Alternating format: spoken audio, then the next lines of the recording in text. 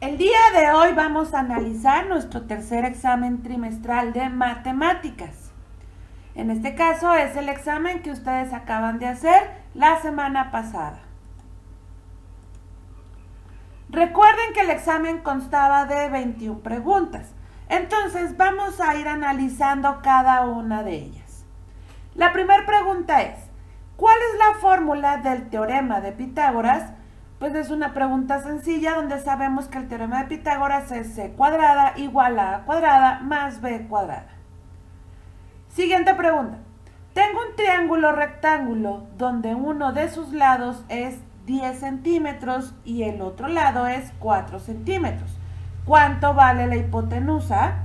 Pues bueno, llevamos estos valores a la fórmula principal que nos dice que c es igual a la raíz cuadrada de a cuadrada más b cuadrada. Por lo tanto, sustituimos los valores de a y b y al momento de hacer las operaciones asignadas, nos queda que entonces la hipotenusa, en este caso c, es igual a 10.77. Siguiente pregunta. ¿Cuál es la fórmula de seno del ángulo? En este caso nosotros sabemos que para obtener el seno del ángulo es cateto opuesto entre hipotenusa. ¿Cuál es la fórmula de coseno del ángulo? Coseno del ángulo es igual a cateto adyacente entre hipotenusa. ¿Cuál es la fórmula de tangente del ángulo? Tangente del ángulo es igual a cateto opuesto entre cateto adyacente. Pregunta número 6. ¿Cuál es el valor del ángulo de un triángulo rectángulo si su hipotenusa es de 10 y su cateto adyacente es de 5? Desde un inicio, como solamente tenemos cateto adyacente y tenemos hipotenusa, la fórmula que nos va a ayudar a resolver esto vendría siendo coseno del ángulo. Por lo tanto, al momento de hacer el despeje nos queda ángulo es igual a coseno a la menos 1 del cateto adyacente entre la hipotenusa. Sustituimos los valores indicados y por lo tanto me dice que entonces esto es igual a 60. El ángulo buscado es 60. Siguiente pregunta. ¿Cuánto mide la suma de los ángulos internos de un triángulo? 180. Toda la sumatoria interna de cualquier triángulo debe de darnos 180.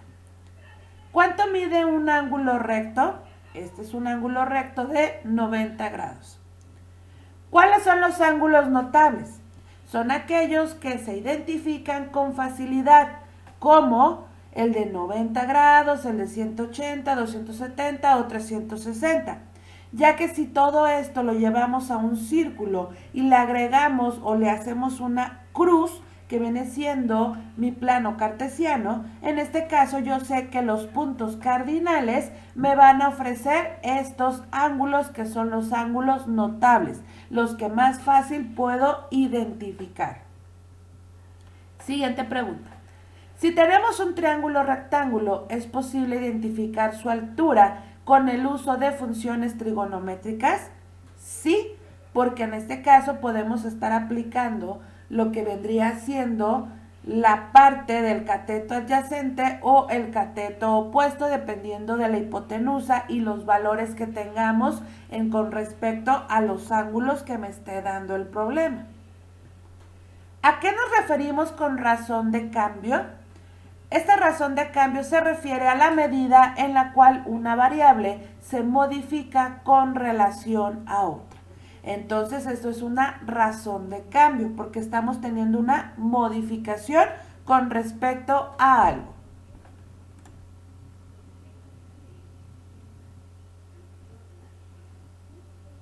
Por lo tanto, ¿cuál es la fórmula de la razón de cambio? Pues la razón de cambio es la siguiente: la diferencia del incremento entre la diferencia de lo estipulado. Siguiente pregunta. ¿Cuál sería la razón de cambio si en el mes 1 se vendieron 500 piezas y en el mes 2 se vendieron 800 piezas? La razón de cambio me dice entonces que va a ser la diferencia del incremento, que sería 800 menos 500, que en este caso viene siendo el más grande menos el menor. Todo esto entre la diferencia entre un mes y otro, que va a ser del mes 2 al mes 1. Por lo tanto, la razón de cambio me queda que es 300 entre 1 y esto sería igual a 300. Esa es la razón de cambio que yo tuve de un mes a otro. Siguiente pregunta. ¿La razón de cambio también puede definirse con expresiones algebraicas? Sí, podemos agregarle expresiones algebraicas sin necesidad de números. ¿Cómo se define si es una recta con menor o mayor pendiente? Recordemos que si se comparan estas dos rectas, al definir menor pendiente, tiene que ser una recta con menor inclinación que la otra.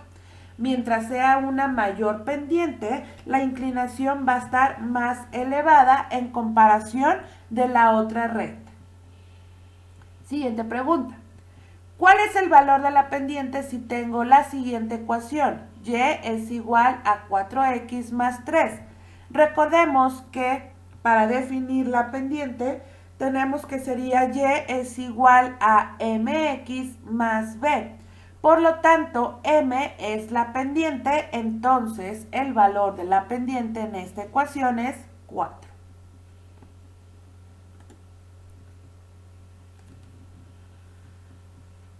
Siguiente pregunta. ¿Qué es una medida de dispersión? Es el grado de variabilidad que presentan diversos datos. Eso es la dispersión, cuando tenemos varios datos y pues por ende están dispersos. Y eso sería el grado de variabilidad. ¿Cuál es el promedio de la siguiente serie de números? Ya sabemos que para obtener el promedio es la suma de todos los números dividido entre el número o la cantidad de números. Por lo tanto, esos son los números mencionados, me da una sumatoria de 30 entre el número 6, esto sería un promedio de 5. ¿Cuál es la desviación media de la siguiente serie de números? Entonces, tenemos estos números y por lo tanto, para obtener la desviación media, nos dice que es número menos promedio, más número menos promedio hasta concluir con todos los números. Y todo esto dividido entre el número de observaciones que estamos teniendo. Por lo tanto, al hacer esto, pues el resultado nos da igual a 0. Por lo tanto, la desviación media de esos números es de 0. Siguiente pregunta. La suma de dos números es igual a 45 y su producto es igual a 450. ¿Cuál es el valor de estos números? Entonces, tenemos x más y es igual a 45. X por y es igual a 450. Si realizamos un despeje con la primera ecuación, nos quedaría x es igual a 45 menos y. Este despeje lo vamos a sustituir en nuestra segunda ecuación, donde nos quedaría 45 menos y por y es igual a 450. Hacemos las operaciones debidas y nos queda 45y menos y al cuadrado es igual a 450. Reacomodando esta última ecuación nos queda menos y cuadrada más 45y es igual a 450 y todo esto es igual a 0.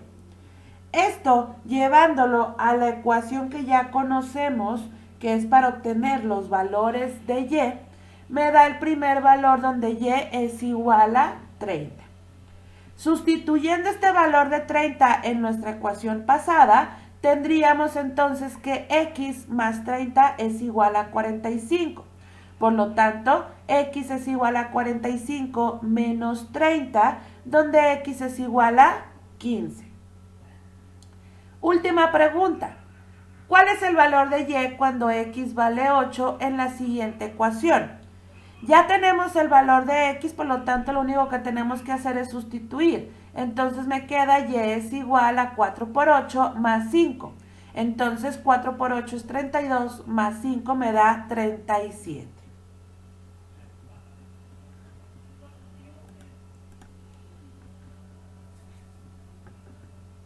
Bien, chicos, entonces ya analizamos nuestro tercer examen trimestral. Por lo tanto, vamos a seleccionar 5 preguntas de las cuales tuvieron duda o confusión. y escribirlas en su cuaderno junto con su respuesta correcta. En este caso, no tanto tienen que ser preguntas que hayan equivocado, sino que les haya tenido que o les haya costado más poder encontrar la respuesta correcta, o que hayan ustedes también creído que era una pregunta muy difícil. Entonces van a seleccionar solamente 5 preguntas.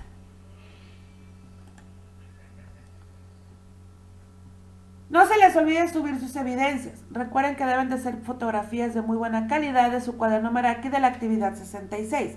Abrir un documento de Word, insertar las fotografías de buen tamaño, guardar tu documento en formato PDF con tu nombre completo y subirlo a la plataforma Luso o Educap en el espacio de la actividad 69, Matemática.